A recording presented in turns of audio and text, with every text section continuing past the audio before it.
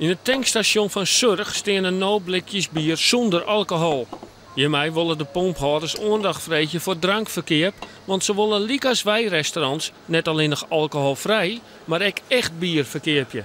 Onze beta-leden hebben we gevraagd om vandaag alcoholvrij bier neer te zetten. Met een flyer erbij op de balie neer te zetten, zodat het duidelijk is naar de consument toe, naar buiten toe, van wat ons doel is, waarom vandaag dat zo is. En we gaan in ieder geval, dat zal de komende tijd, zal dat alcoholvrij bier blijven staan met de flyer erbij. Verder wordt in 4 tankstations in de rest van Nederland alcohol verkocht. Het gaat om pompstations binnen de bebouwde kom. Het bierverkopen is toch een beetje voor de thuismarkt.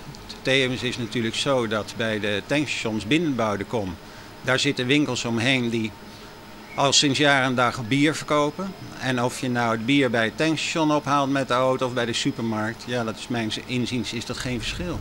Als in een van de 4 stations een boete uitdeeld wordt, zal die aanvochten worden in een proefproces. De pomphouders zullen de rechter dan vragen om een eind te maken aan het verbod op alcoholverkeer.